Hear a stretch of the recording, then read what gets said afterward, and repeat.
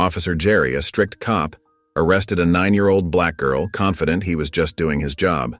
But 10 minutes later, karma hits in a way he never saw coming. What unfolded next set off a chain of events that turned his entire life upside down. Before we get into the story, comment below where in the world you are watching from today, and if you like this story, don't forget to subscribe. Officer Jerry patrolled the quiet streets of Maple Grove, his keen eyes scanning every corner and alleyway. The weight of his badge felt heavy on his chest, a constant reminder of his duty to protect and serve. But for Jerry, that duty came with a strict adherence to the rules. No exceptions, no excuses.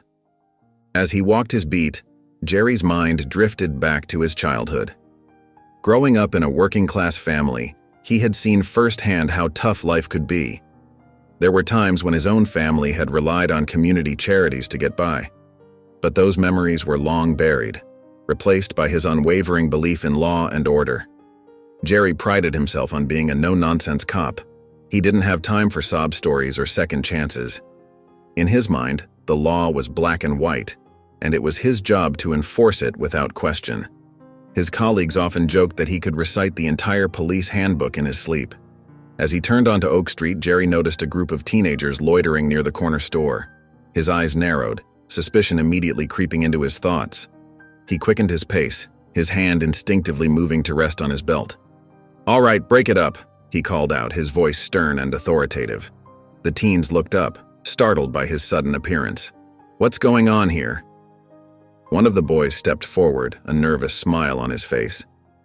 "Nothing, officer. We're just hanging out." Jerry's eyes scanned the group, looking for any sign of trouble. He didn't trust their innocent act for a second. In his experience, groups of kids always meant trouble. "I don't want to see any loitering," he said firmly. "Move along now." As the teenagers shuffled away, casting wary glances over their shoulders, Jerry felt a sense of satisfaction. He had nipped potential trouble in the bud, just as he always did. In his mind, assuming the worst was the best way to keep the peace. As Officer Jerry continued his patrol, the scene shifted to the bustling grocery store just a few blocks away. Inside the store there, 9-year-old Natalie stood hand in hand with her mother, Caroline, as they navigated the crowded aisles. Natalie's big brown eyes sparkled with curiosity as she took in the colorful displays of fruits and vegetables. Her long, dark hair was neatly tied back in a ponytail, swinging gently as she walked. She wore her favorite blue sundress, a small chocolate stain on the hem from the candy bar she had enjoyed earlier. "Mommy, can we get strawberries?" Natalie asked, her voice soft and sweet. Caroline smiled down at her daughter, giving her hand a gentle squeeze. "Of course, sweetie. They're on the list." As they made their way through the store, Caroline noticed how packed it was. The checkout lines stretched far, and people were bumping into each other in the narrow aisles. She glanced at her watch, realizing she still had quite a bit of shopping to do. "Natalie, honey," Caroline said, kneeling down to meet her daughter's eyes. "It's really crowded in here. Would you mind waiting for me outside by the entrance? I'll be quicker if I finish up on my own." Natalie nodded, her eyes wide with understanding. "Okay, Mommy, I'll be good and stay right by the door." Caroline smiled, touching her daughter's cheek affectionately. "That's my girl. Here," she said, reaching into her purse and pulling out a small pack of crackers. "You can have these while you wait. I won't be long, I promise." Natalie took the crackers, her face lighting up. "Thank you, Mommy." Caroline watched as Natalie skipped towards the store's entrance, her little sundress swishing around her knees. She felt a twinge of worry, as any mother would, but she knew Natalie was a responsible child. Plus, the store was in a safe neighborhood and she would only be a few minutes. Natalie found a spot near the entrance just as her mother had asked. She sat down on a small bench, swinging her legs as she munched on her crackers. She watched the people coming and going, smiling shyly at those who caught her eye. Natalie sat patiently on the small bench outside the grocery store, and from time to time wandering the sides of the grocery, while he nibbled on her crackers. The sun warmed her face, and she watched with curious eyes as people bustled in and out of the store. She clutched her little snack, careful not to drop any crumbs on her yellow sundress. As Natalie waited, Officer Jerry's patrol car rolled slowly down the street. His sharp eyes scanned the area, always on the lookout for anything out of the ordinary. When he spotted the young girl walking alone by the store entrance, his brow furrowed with suspicion. Jerry pulled his car to a stop across the street, watching Natalie intently. He noticed the snack in her hand and how she seemed to be looking around nervously. In Jerry's mind, this all added up to potential trouble. Probably shoplifting, he muttered to himself, his jaw set in a hard line. Or loitering at the very least. Without hesitation, Jerry stepped out of his patrol car and strode purposefully across the street. His hand rested instinctively on his belt as he approached Natalie, his face stern and unyielding. Natalie looked up as the officer's shadow fell over her. Her eyes widened with a mix of curiosity and apprehension. She had always been taught that police officers were there to help, but something about Officer Jerry's expression made her feel uneasy. "Excuse me, young lady," Jerry said, his voice gruff and authoritative. "What are you doing here all alone?" Natalie swallowed hard, her voice coming out in a timid whisper. "I'm waiting for my mommy, sir. She's inside shopping." Jerry's eyes narrowed as he glanced at the snack in Natalie's hand. "And where did you get that?" he demanded, pointing at the crackers. Natalie's lower lip trembled slightly as she answered, "My mommy gave them to me, sir, to eat while I wait." Officer Jerry didn't seem convinced. He crossed his arms, looming over the small girl. "Are you sure about that? You didn't take it from the store without paying?" Tears began to well up in Natalie's eyes as she shook her head vigorously. "No, sir. I promise. My mommy gave them to me." Jerry's suspicion grew with each passing moment. He couldn't shake the feeling that this young girl was up to no good. Without a second thought, he decided to take action. "All right, that's enough," Jerry said sternly, his voice cutting through the air. "I think you've been stealing from the store, young lady." Natalie's eyes widened in shock and confusion. But I didn't," she stammered, her voice trembling. Jerry didn't give her a chance to explain. He reached out and grasped Natalie's arm firmly. "You're coming with me," he declared, his tone leaving no room for argument. Natalie burst into tears, her small body shaking with fear. "Please, I didn't do anything wrong," she cried, her words coming out in a jumble. "My mommy, she's inside. Please." But Jerry wasn't listening. He was too focused on what he believed to be right, too convinced of his own assumptions to hear the truth in Natalie's pleas.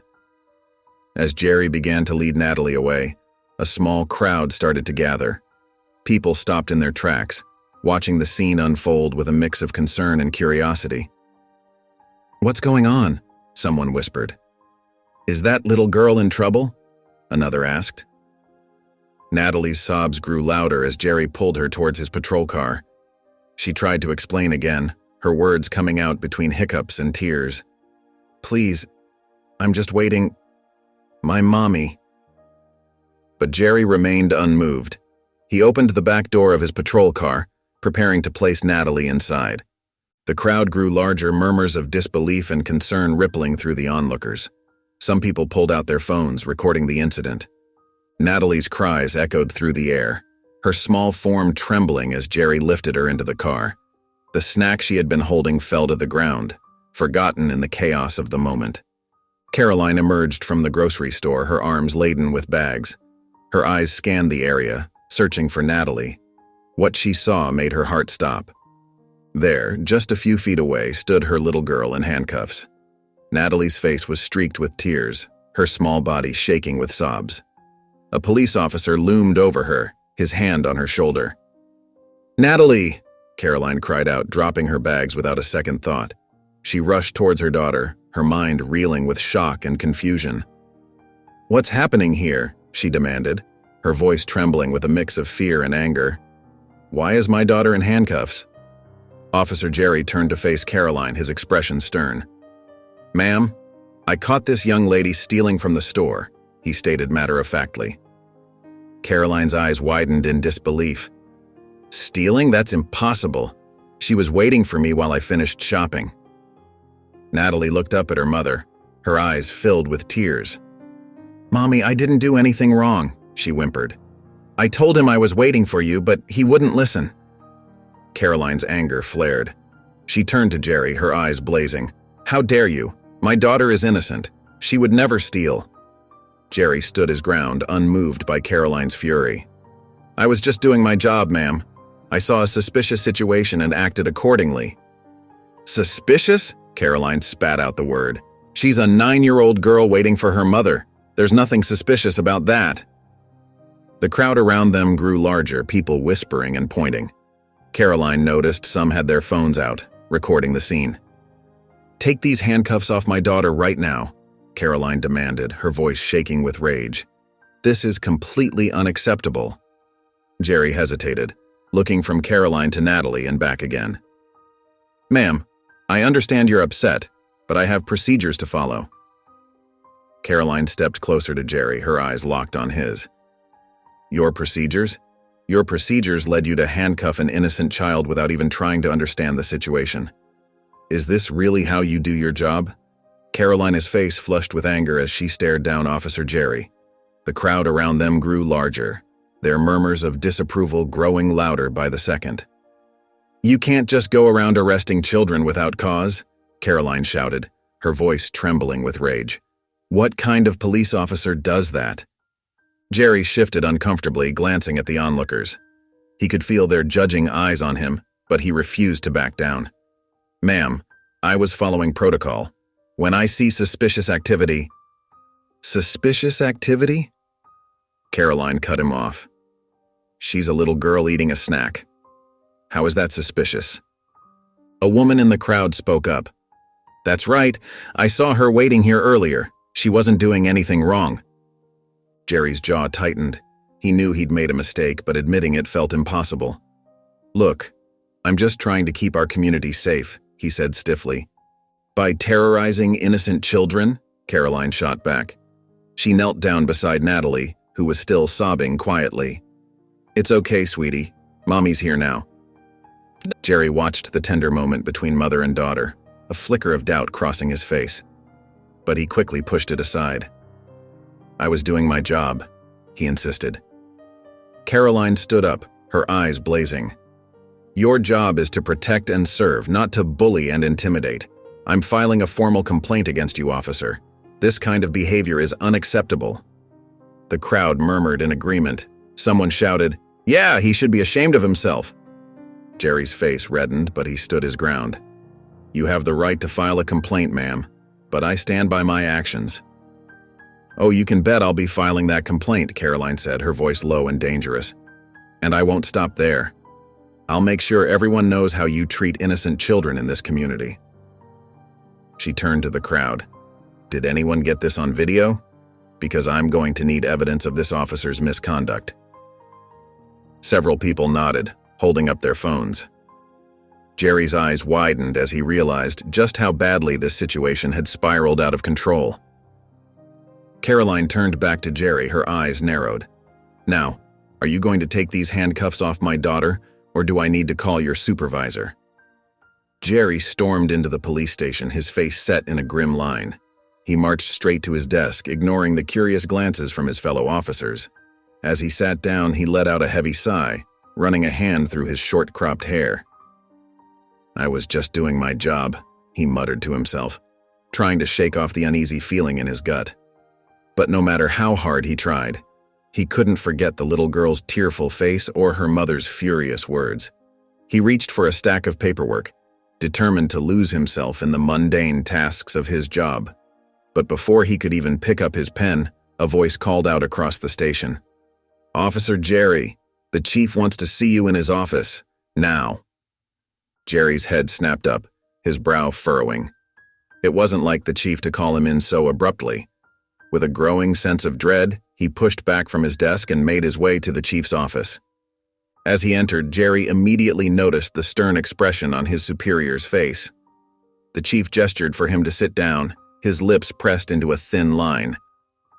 "Jerry, we've got a problem," the chief said, his voice grave. "A formal complaint has been filed against you for racial profiling." Jerry's mouth fell open in shock. "What? But I—" The chief held up a hand, cutting him off. The incident at the grocery store this afternoon. The mother of the girl you arrested has filed a complaint, and it's serious, Jerry.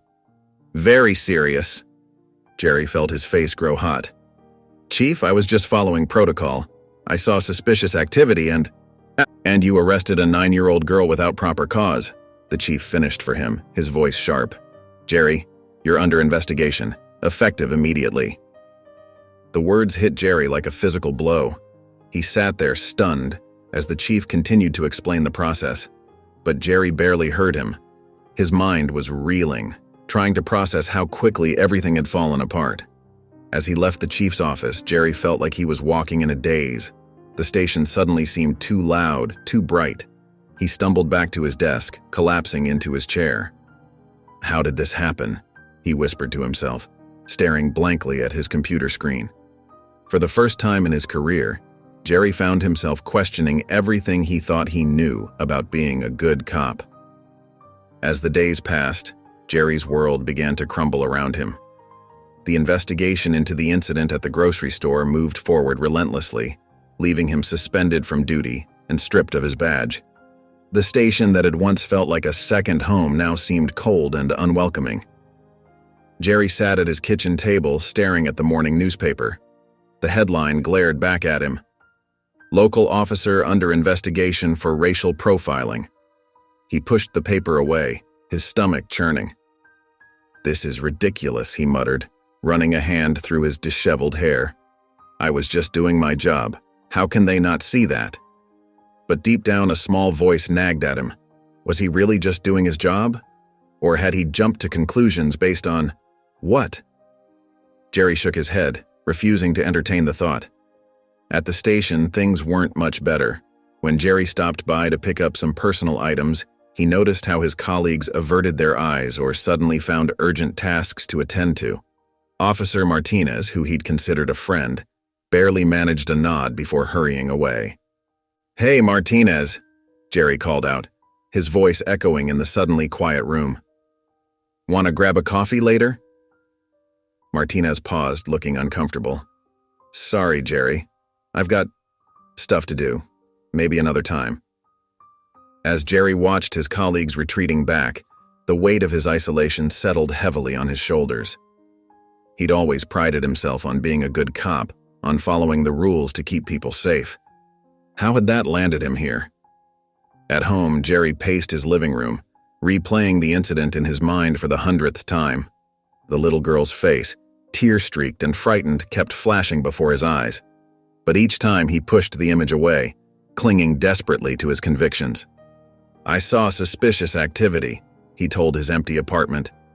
Any good cop would have done the same thing. It had nothing to do with... But he couldn't bring himself to say the words out loud. The possibility that his actions might have been racially motivated was too much to bear. It went against everything he thought he stood for.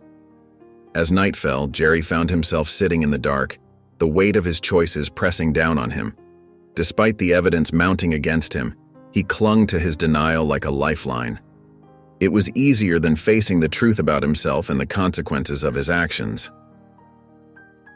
That night, Caroline sat on the edge of Natalie's bed, gently stroking her daughter's hair. Natalie's eyes were still puffy from crying, and she clutched her favorite stuffed animal tightly to her chest. Mommy, why did that policeman think I was bad? Natalie asked, her voice small and trembling. Caroline's heart ached at the innocence in her daughter's question. She took a deep breath, trying to keep her anger in check for Natalie's sake. Sweetheart, you didn't do anything wrong. That officer made a big mistake, and we're going to make sure he knows it. Natalie nodded, but Caroline could see the confusion and hurt still lingering in her eyes. She pulled her daughter close, wrapping her in a warm hug. Listen to me, Natalie, Caroline said softly but firmly. You are a good girl, and what happened wasn't your fault. We're going to fight for justice, okay? Mommy's going to make sure that officer learns he can't treat people this way.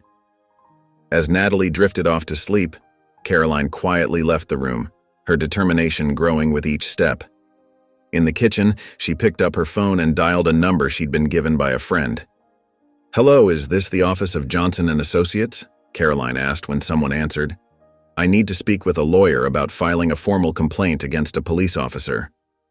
Over the next hour, Caroline explained the situation to the lawyer, her voice shaking with emotion as she recounted the details of Jerry's actions and Natalie's distress. "We'll start the process immediately," the lawyer assured her. "What happened to your daughter is unacceptable, and we'll do everything we can to hold this officer accountable." After hanging up, Caroline felt a mix of relief and renewed anger.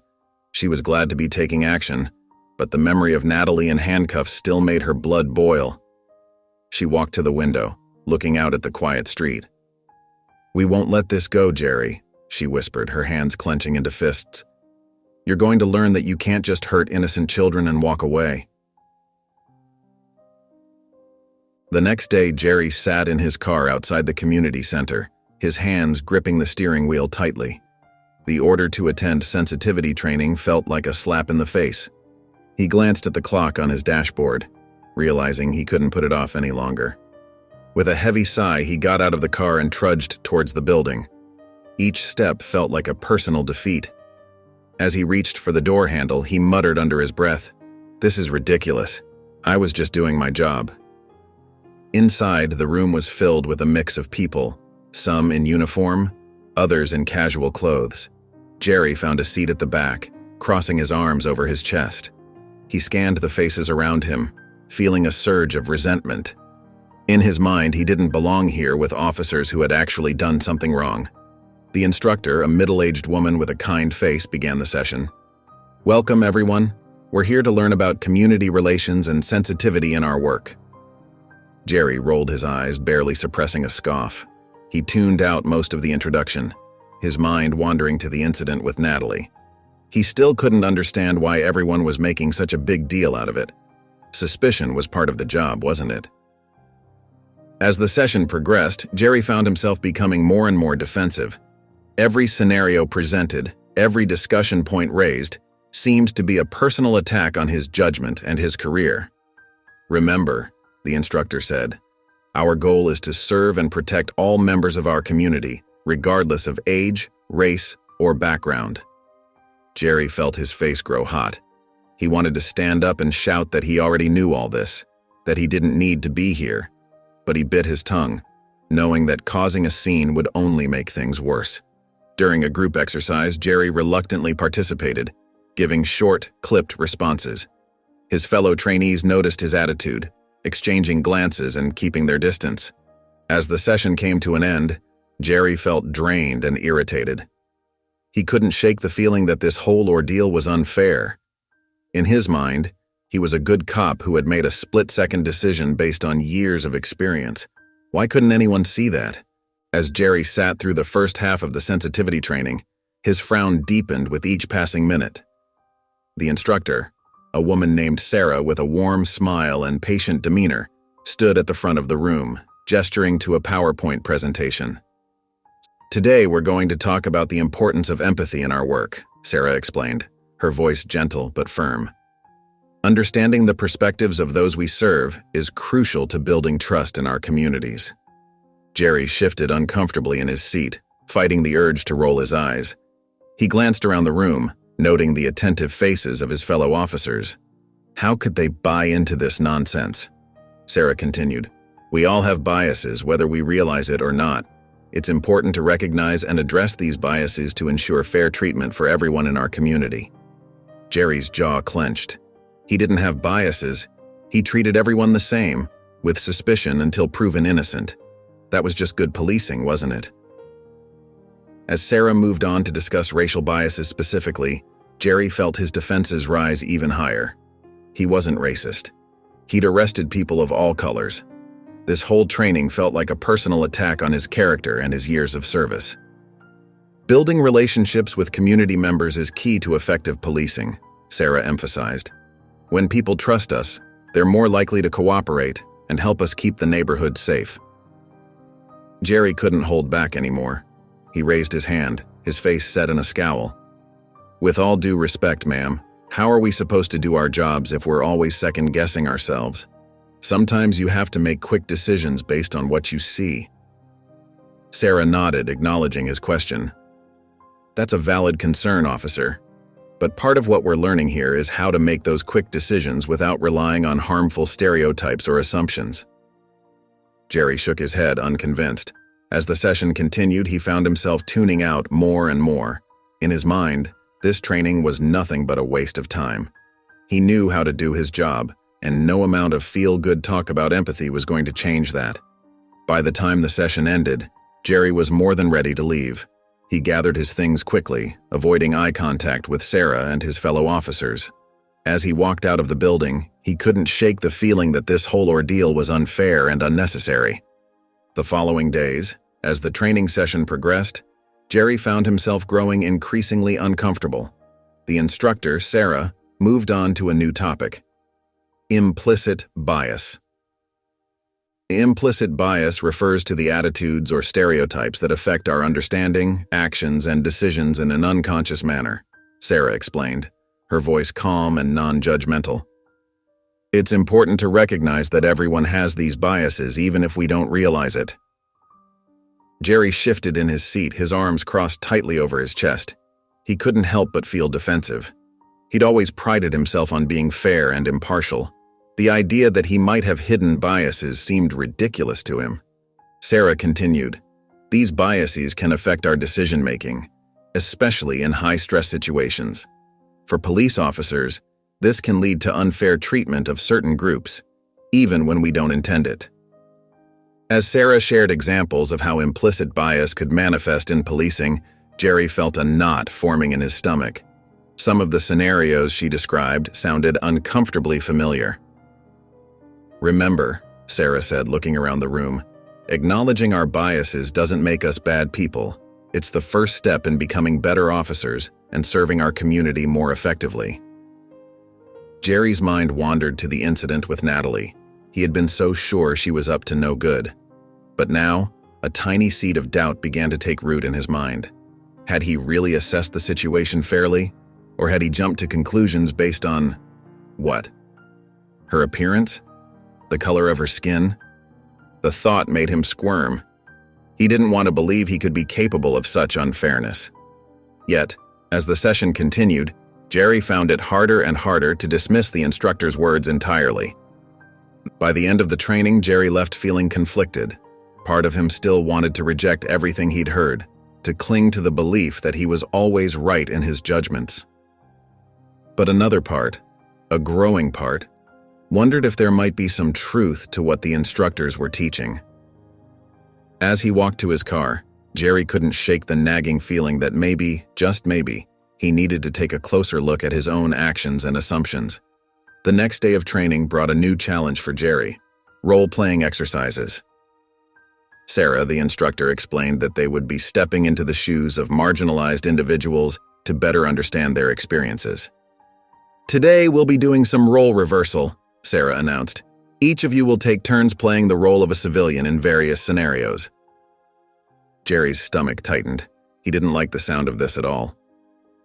In the first exercise, Jerry was assigned the role of a young black man being stopped by the police for a routine traffic check.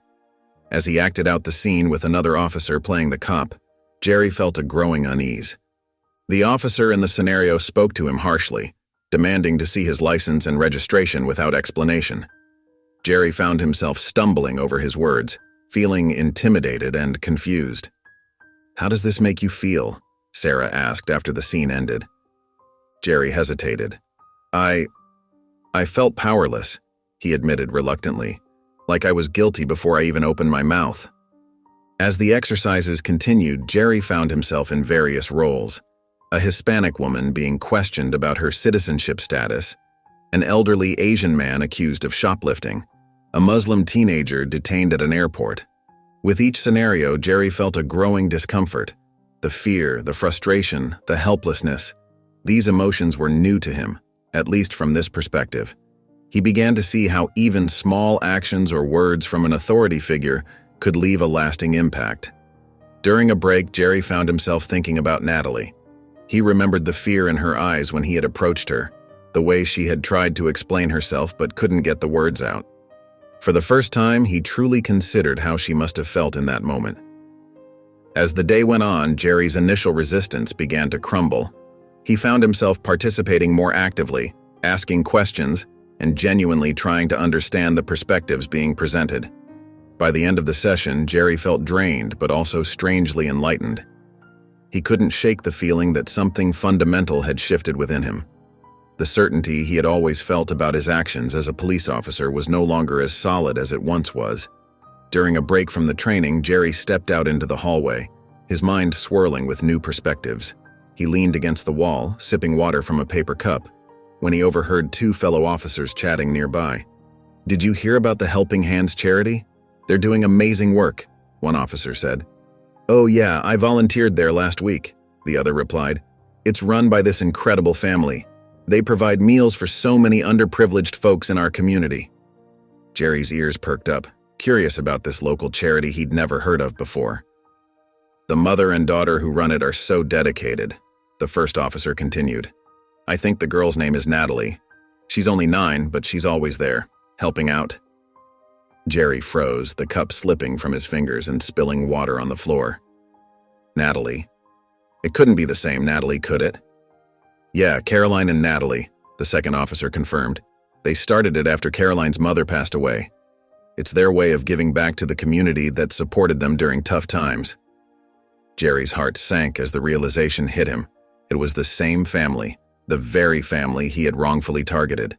The little girl he had accused of stealing was dedicating her time to feeding those in need. The mother he had argued with was running a charity that helped countless families. Overwhelmed with shame, Jerry slumped against the wall.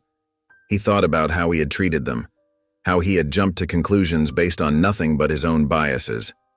And now, learning about their selfless work in the community, he felt a wave of guilt wash over him. The conversation between the officers continued, but Jerry could barely hear them over the sound of his own racing thoughts. He had been so wrong, so terribly wrong, not just in his actions that day, but in his entire approach to policing. Jerry couldn't shake the revelation about Natalie and Caroline's charity. He found himself searching for more information during his lunch break, his fingers trembling as he typed Helping Hands Charity into his phone. The charity's website popped up, filled with heartwarming stories and pictures of smiling families. As Jerry scrolled through, his eyes widened. He recognized some of the faces, neighbors he'd grown up with, families he'd seen struggle. Then, a memory hit him like a punch to the gut. He remembered a Christmas when he was just a boy, maybe 7 or 8. His father had lost his job and his mother was sick.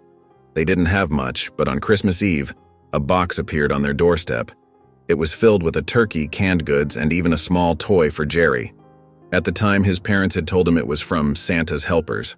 But now, staring at the Helping Hands logo, a pair of hands cradling a heart, Jerry realized the truth. It had been this charity, Caroline and Natalie's charity. Tears welled up in Jerry's eyes as the weight of his actions came crashing down on him. The family he had wronged, the little girl he had accused of stealing, they were part of an organization that had once helped his own family in their time of need. Jerry's hands shook as he set down his phone. He felt sick to his stomach. How could he have been so blind, so quick to judge? The kindness of strangers had kept his family fed during their darkest times, and he had repaid that kindness with suspicion and cruelty. The enormity of his mistake overwhelmed him. Jerry put his head in his hands, his shoulders shaking with silent sobs. He had forgotten where he came from, forgotten the struggle of his own childhood. In his quest to be a good cop, he had lost touch with the very community he was supposed to protect and serve. Jerry sat alone in his small apartment, the weight of his actions pressing down on him like a heavy blanket. He stared at the framed photo of himself in his police uniform, once a source of pride, now a stark reminder of how far he had strayed from his true values. His mind drifted back to his childhood, to the Christmas when that mysterious box of food appeared on their doorstep. He remembered the joy on his parents' faces, the relief in their eyes. That act of kindness had meant everything to them. "What happened to me?" Jerry whispered, his voice cracking with emotion. He had joined the force to help people, to make a difference in his community. But somewhere along the way, he had lost sight of that goal. The image of Natalie's terrified face flashed before him, her big, innocent eyes filled with tears as he roughly handcuffed her tiny wrists. Jerry's stomach churned with guilt and shame. "I was wrong. he admitted out loud, his voice barely audible. It was the first time he had said those words since the incident. I was so wrong. Jerry's eyes welled up with tears as he finally allowed himself to feel the full weight of his actions. He had hurt an innocent child, caused pain to a family that had dedicated their lives to helping others. The same family that had once helped his own. The realization hit him like a tidal wave. He had become the very thing he had sworn to protect people from, a bully with a badge. Jerry's shoulders shook as he sobbed, years of pent-up emotions finally breaking through his tough exterior. As the tears flowed, Jerry felt something shift inside him. The walls of denial and defensiveness he had built up over the years began to crumble. For the first time in a long time, he allowed himself to truly feel. To feel remorse, to feel empathy, to feel the pain he had caused others. I'm sorry, he whispered, though there was no one there to hear him. I'm so sorry.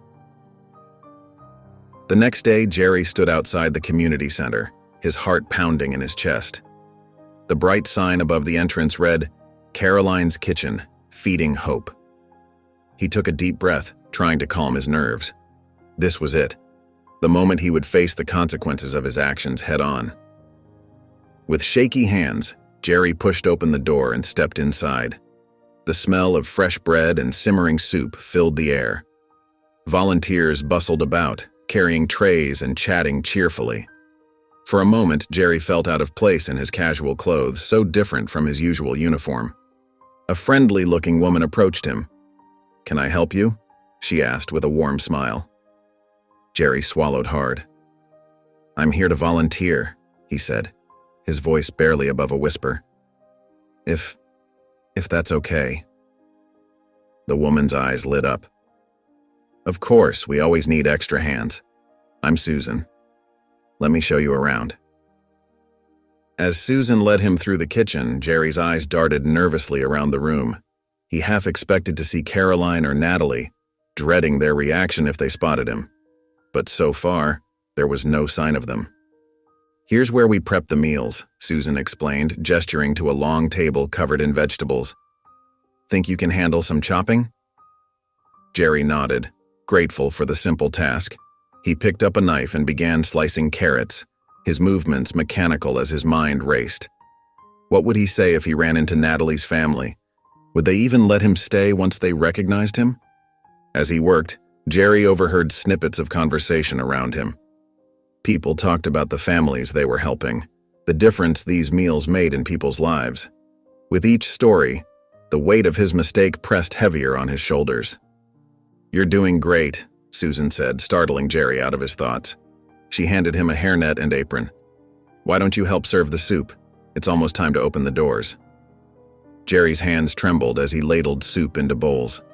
He kept his head down, focusing on his task, still unsure if he was truly ready to face the people he had wronged. As Jerry ladled soup into bowls, he caught sight of Caroline entering the kitchen. His heart skipped a beat, and he nearly spilled the soup he was holding. Caroline's eyes met his for a brief moment before she quickly looked away, her expression a mix of surprise and discomfort. Jerry's cheeks burned with shame, but he forced himself to keep working. He could feel the tension in the air as Caroline moved to the far end of the serving line, clearly trying to avoid him. Days passed and Jerry continued to show up at the community center. Each time, he worked diligently, chopping vegetables, mopping floors, or serving food. Caroline and her husband remained distant, barely acknowledging his presence. The guilt weighed heavily on Jerry, but he was determined to prove that he was truly sorry. One afternoon, as Jerry was stacking cans in the pantry, he overheard Caroline talking to another volunteer. "I just don't know what to make of him being here," Caroline said softly. "After what he did to Natalie?" "Maybe he's trying to make amends," the other volunteer suggested. Jerry's heart raced. He wanted to explain, to apologize, but he knew it wasn't the right time. Instead, he focused on his task, carefully arranging the cans with trembling hands. As the weeks went by, Jerry noticed small changes. Caroline no longer went out of her way to avoid him. Sometimes he caught her watching him with a thoughtful expression. Her husband even nodded at Jerry one day as they passed each other in the hallway. One day, as Jerry was struggling to carry a heavy box of donations, Caroline's husband approached him. "Need a hand with that?" he asked, his voice neutral but not unkind. Jerry nodded gratefully. "Thank you, sir." Together, they carried the box to the storage room. As they set it down, Caroline's husband turned to Jerry. "You've been here every day for weeks now," he said, studying Jerry's face. "Why?" Jerry took a deep breath. "I made a terrible mistake," he said, his voice shaking. "I hurt your family and I can never undo that. But I want to try to make things right, even if it's just in some small way." Caroline's husband was quiet for a moment. Then he nodded slowly. "I see," he said. "Well, we could use help sorting these donations." It wasn't forgiveness, not yet. But as they worked side by side, Jerry felt a glimmer of hope. Maybe, just maybe, he was on the path to making things right. As Jerry finished his shift at the community center one evening, he found himself face to face with Caroline and her husband. The air grew thick with tension as they stood in the empty dining area. "Officer Jerry," Caroline said, her voice steady but laced with emotion, "we need to talk." Jerry's heart raced, but he nodded, knowing this moment was inevitable. "Of course," he replied softly. Caroline's husband spoke next, his eyes fixed on Jerry. "We've seen you here every day, working hard. But we need to understand. Why did you target our daughter that day?" Jerry felt a lump form in his throat. He took a deep breath, his hands trembling slightly. I made a terrible mistake," he began, his voice barely above a whisper. "When I saw Natalie alone outside the store, I jumped to conclusions. I assumed the worst without even trying to understand the situation." Tears welled up in Jerry's eyes as he continued. "I let my biases cloud my judgment. I saw a child of color and immediately thought she must be up to no good. I was so focused on enforcing rules that I forgot to be human." Caroline's eyes glistened with unshed tears as she listened. Her husband placed a comforting hand on her shoulder. Jerry's voice cracked as he went on. "I was wrong. So terribly wrong. I've spent every day since then realizing how much harm I caused, not just to Natalie, but to your whole family. I let my prejudices guide my actions, and I failed in my duty to protect and serve." He looked directly at Caroline and her husband, his face etched with remorse. "I am truly deeply sorry for the pain I caused your family. Natalie didn't deserve that treatment. No child does. I know my words can't undo what happened, but I want you to know that I'm committed to changing, to being better." Caroline and her husband stood in silence for a moment, absorbing Jerry's words. The sincerity in his voice and the tears in his eyes spoke volumes. Caroline took a deep breath, her expression softening slightly. "Thank you for your honesty, Officer Jerry," she said, her voice gentle but still guarded. "It means a lot to hear you acknowledge your mistake." Her husband nodded in agreement. "We've seen how hard you've been working here at the charity. It's clear you're trying to make amends." Jerry wiped his eyes, relief washing over him. He hadn't expected forgiveness, but their willingness to listen meant more than he could express. Caroline continued, "What happened to Natalie? It's not something we can forget easily. But we can see that you're genuinely sorry and want to change." Her husband added, "Change takes time and effort. We appreciate that you're putting in both." Jerry nodded earnestly. "I understand. I know I have a long way to go, but I'm committed to doing better." Caroline and her husband exchanged a look, seeming to have a silent conversation. After a moment, Caroline turned back to Jerry. "We'd like you to continue volunteering here," she said. "If you're serious about making things right, this is a good place to start." Jerry's eyes widened in surprise. "Really? You'd let me stay?" Caroline's husband nodded. "Actions speak louder than words, Officer Jerry. We're giving you a chance to show us, and the community, that you mean what you say." Jerry felt a surge of gratitude. "Thank you," he said, his voice thick with emotion. "I promise I won't let you down." Caroline managed a small smile. "We hope not. This charity means a lot to us and to the community. Your help is appreciated, and it's a step towards healing." As they prepared to leave, Caroline added, "And Officer Jerry? Maybe one day, when Natalie feels ready, you can apologize to her too. But that's her choice, and we won't rush her." Jerry nodded solemnly. "Of course, I understand completely. Thank you for this opportunity." Jerry continued to volunteer at the charity, showing up every week without fail. At first, the atmosphere was tense, with wary glances and hushed whispers following him wherever he went. But as the days turned into weeks, something began to change. One afternoon, Jerry was sorting through donated clothes when an elderly woman approached him. Her eyes were kind, but her face showed the wear of a hard life. "You're that officer, aren't you?" she asked softly. Jerry nodded, his cheeks flushing with shame. "Yes, ma'am, I am." To his surprise, she patted his arm gently. "It takes courage to face your mistakes, young man. I've seen you working hard here. Keep it up." Her words touched Jerry deeply. He realized that the community he had once viewed with suspicion was full of compassionate, resilient people. As time went on, Jerry found himself chatting with the families who came for meals. He listened to their stories, tales of job loss, medical bills, and unexpected hardships. Each conversation chipped away at his preconceptions. One day, a young boy came in with his mother. The child's shoes were worn thin, and Jerry couldn't help but remember his own childhood struggles. Without hesitation, he found a pair of sneakers in the donation pile that would fit the boy. "Here you go, buddy," Jerry said, handing them over with a smile. The boy's face lit up, and his mother's eyes filled with grateful tears. Caroline witnessed this interaction from across the room. She approached Jerry afterward, a thoughtful look on her face. "You're really changing, aren't you?" she asked. Jerry nodded, feeling a lump in his throat. "I'm trying. Being here. It's opened my eyes to so much." Caroline smiled softly.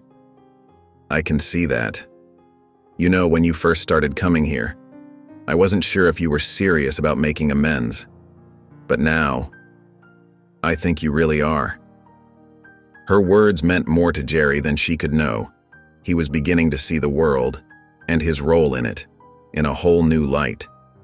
The badge he once wore as a symbol of authority now felt like a responsibility to protect and serve in a much deeper way. The following week, Jerry stood on the porch of Natalie and Caroline's home, his heart pounding in his chest. He took a deep breath and rang the doorbell. The sound echoed through the house, and Jerry felt his palms grow sweaty as he waited. Caroline opened the door, her expression guarded but not unkind. "Officer Jerry," she said softly. "Please, come in." Jerry stepped inside, removing his hat as he entered. The living room was cozy and warm, filled with family photos and colorful artwork. Natalie sat on the couch, her eyes wide as she looked at Jerry. "Thank you for agreeing to meet with me," Jerry said, his voice thick with emotion. He sat down in an armchair across from Natalie and Caroline, who had taken a seat next to her daughter. Jerry cleared his throat and looked directly at Natalie. "Natalie, I want to apologize to you for what happened that day at the grocery store. I made a terrible mistake, and I hurt you. I'm so sorry for scaring you and for not listening to you when you tried to explain." Natalie's eyes glistened with unshed tears, but she nodded silently. Jerry then turned to Caroline. "And to you, Caroline, I want to apologize for the pain and distress I caused your family. My actions were wrong, and I deeply regret them. I've learned so much since then, about my own biases and the importance of truly serving and protecting our community." Caroline's expression softened as she listened to Jerry's heartfelt words. She could see the sincerity in his eyes and hear the tremor in his voice. "I know I can't undo what happened," Jerry continued, "but I want you both to know that I'm committed to doing better. I'm working hard to change, to be the kind of officer this community deserves." Caroline reached out and placed her hand on Jerry's arm. "Thank you, Jerry," she said softly. "Your apology means a lot to us. We can see how hard you've been working at the charity, and we appreciate your efforts to make things right." Natalie, who had been quiet until now, spoke up in a small voice. "Do you really mean it? That you're sorry?" Jerry nodded, his eyes filling with tears. I do, Natalie. I'm so sorry. And then Natalie looked at her mother, who gave her an encouraging nod. Then, to Jerry's surprise, Natalie stood up and gave him a quick hug. I forgive you, she whispered. Jerry felt a weight lift from his shoulders as he gently returned the hug. When Natalie stepped back, he saw Caroline wiping away a tear. We accept your apology, Jerry, Caroline said, and we appreciate you coming here to talk to us. It's a big step towards rebuilding trust. As word of Jerry's volunteer work spread through the police station, his colleagues began to take notice. At first, many were skeptical, unsure if Jerry's change of heart was genuine or just a ploy to save his career. But as the weeks passed, it became clear that something fundamental had shifted in their once rigid co-worker. Officer Mina Thompson, who had always found Jerry's by-the-book approach frustrating, was one of the first to recognize the change. She watched as Jerry arrived at the station one morning, a warm smile on his face as he greeted the custodian by name. Morning, Jerry, Mina said, curiosity getting the better of her. I hear you've been spending a lot of time at that local charity. How's that going?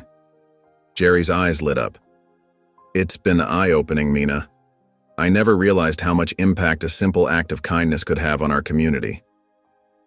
As Jerry shared stories about the families he'd met and the connections he'd made, Mina found herself drawn in. She had never seen this side of Jerry before, compassionate, humble, and genuinely invested in the well-being of others. Word of Jerry's transformation spread quickly through the department.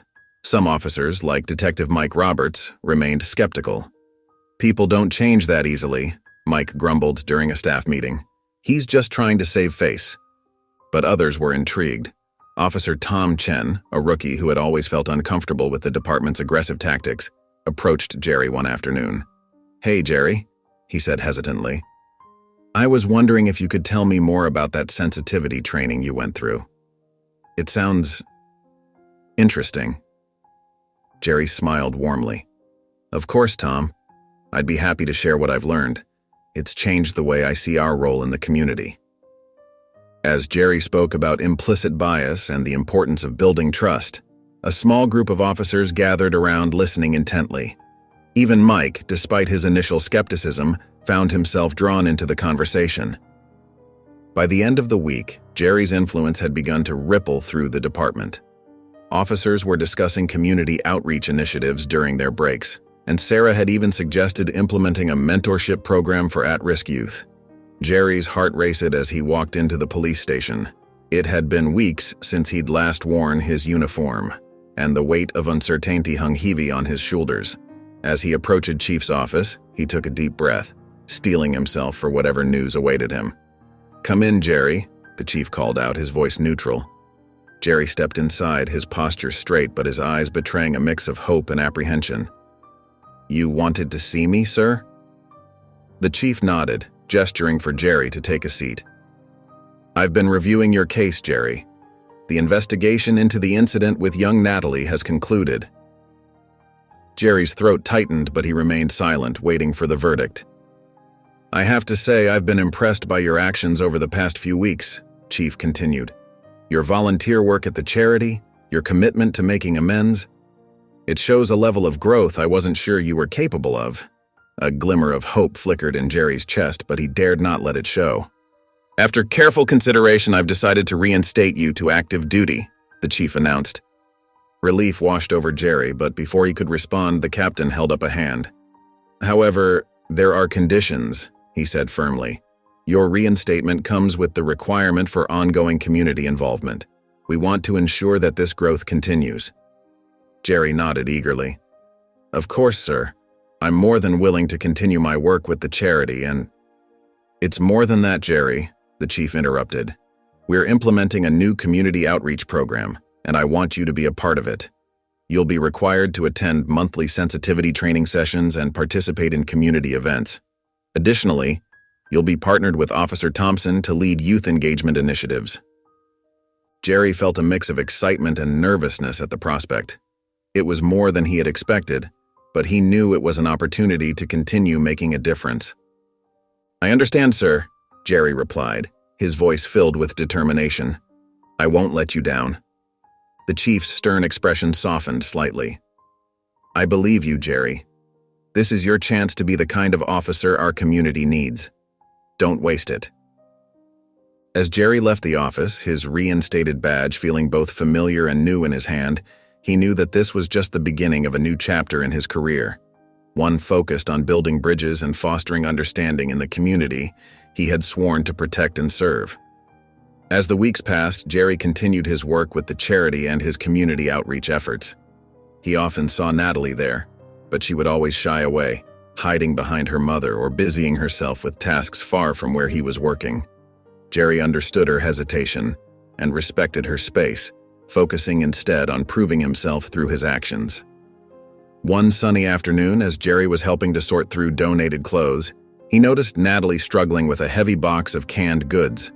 Without thinking, he rushed over to help her. "Here, let me give you a hand with that," Jerry said softly, careful not to startle her.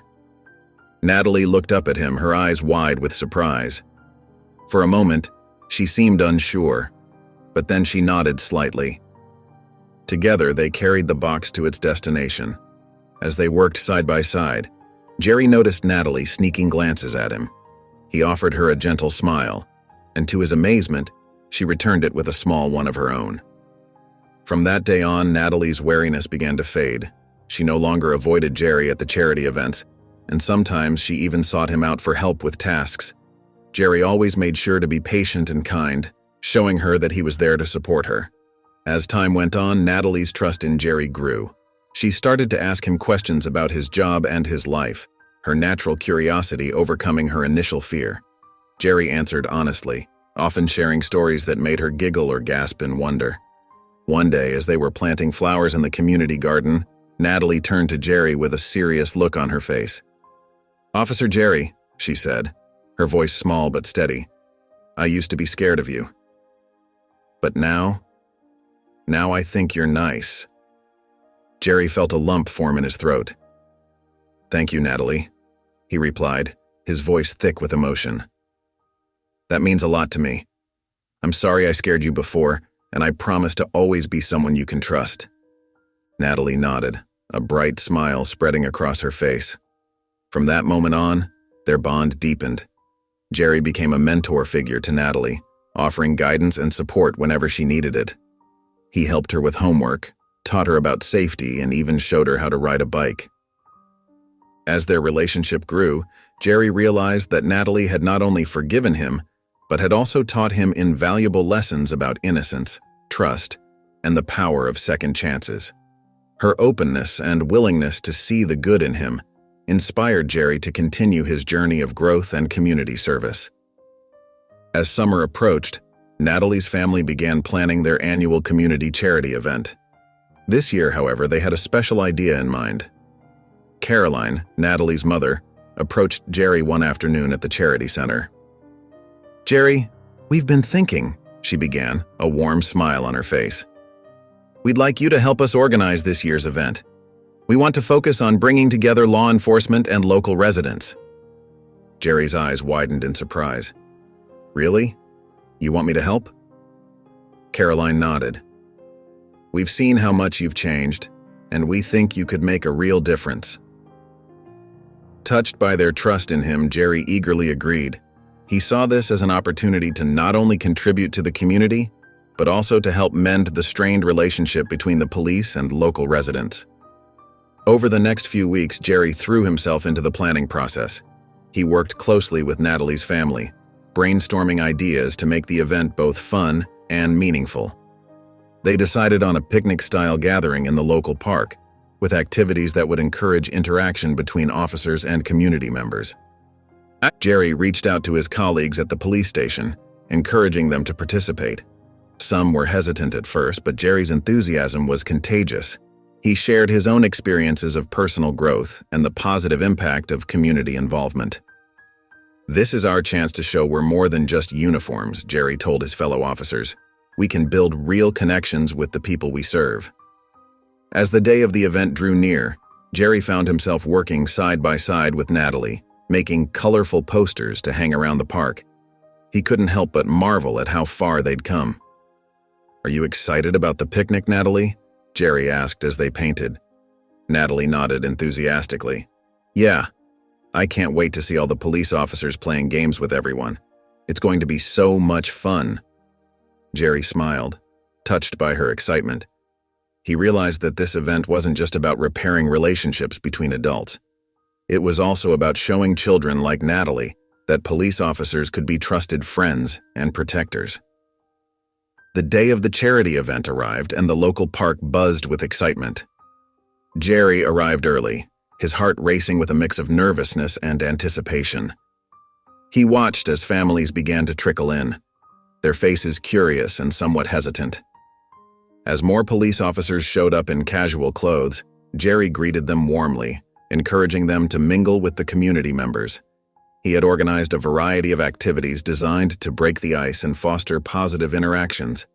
At the center of the park, a large banner hung between two trees, reading, "Community Unity Picnic." Below it, Jerry had set up a face painting station where officers and residents took turns painting each other's faces with colorful designs. Natalie's laughter rang out as she convinced a burly officer to let her paint a butterfly on his cheek. The sight of the tough-looking cop with a delicate butterfly on his face brought smiles to everyone around. Jerry moved from group to group, making introductions and encouraging conversations. He noticed how the initial awkwardness began to melt away as people shared stories over plates of homemade food. One of the most popular activities was the dunk tank. Jerry had volunteered to be the first officer in the seat, and a long line of community members formed, eager for a chance to dunk him.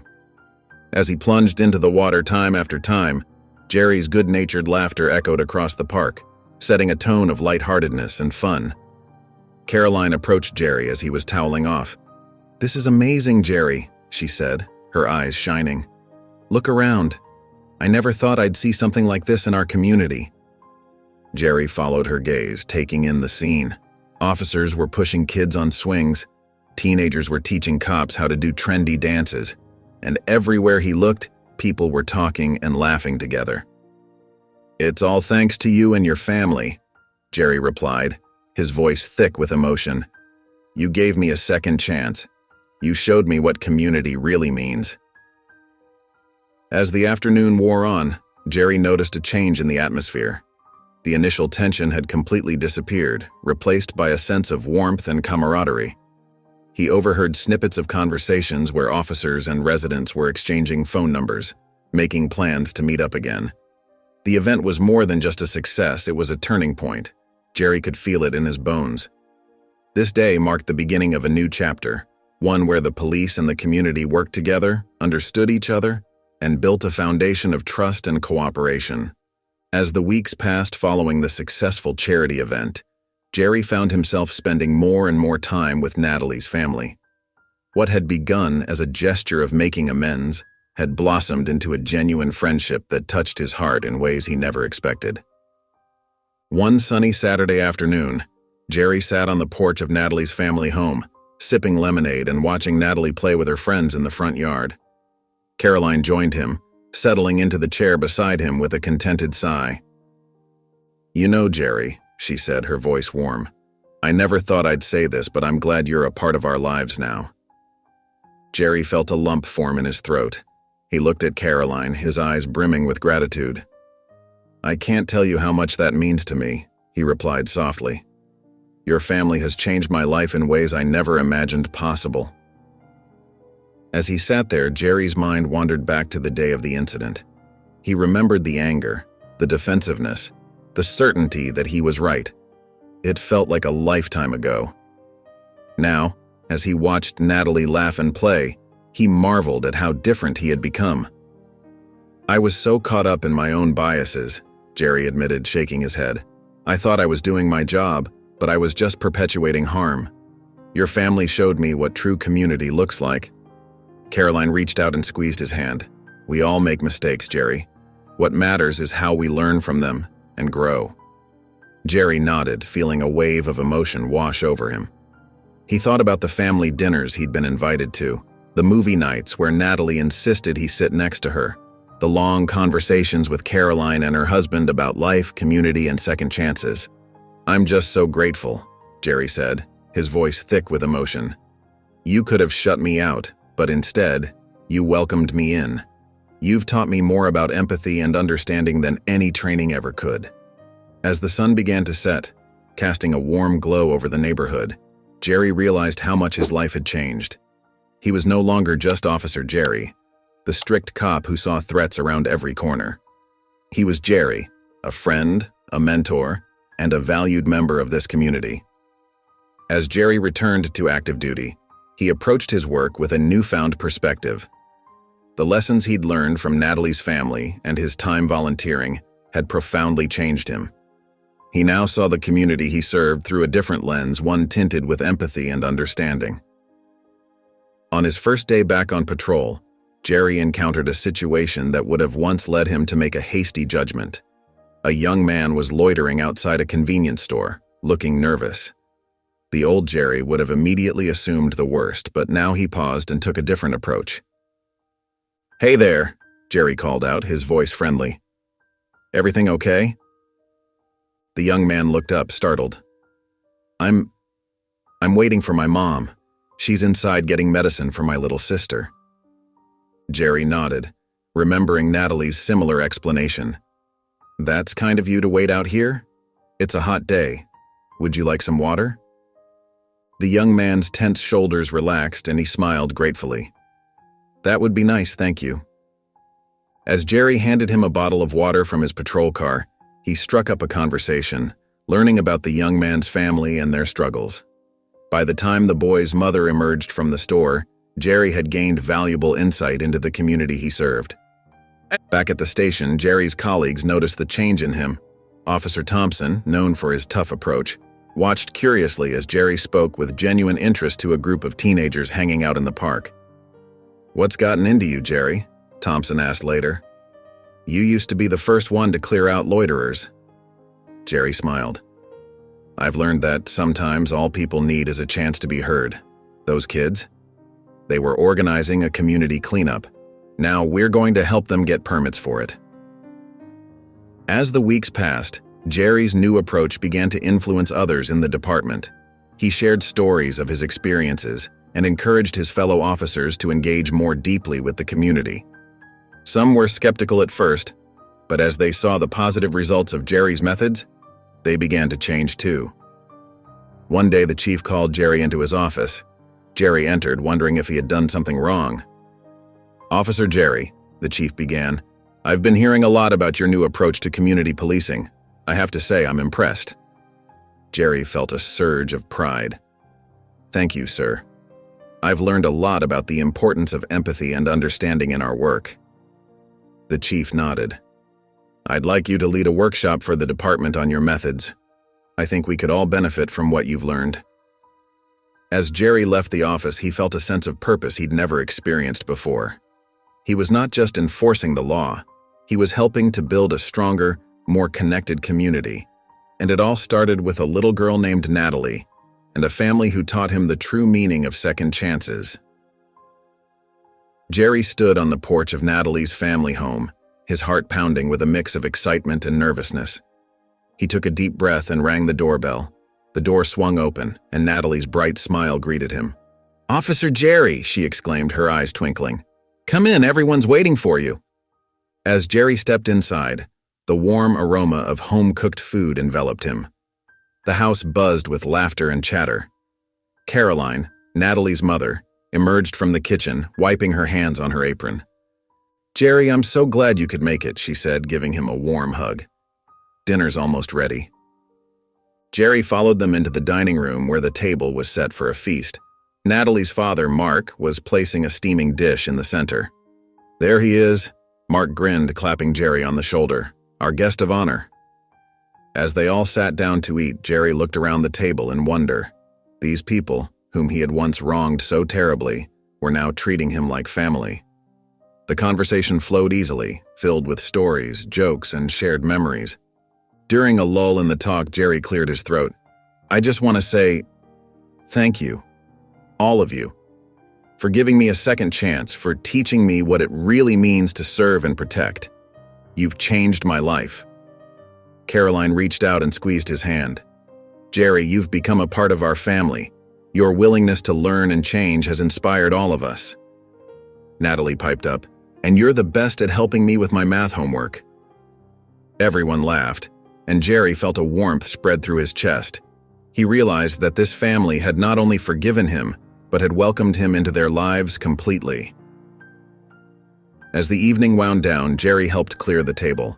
Standing in the kitchen with Caroline, he said softly, "I never thought I'd be here, you know?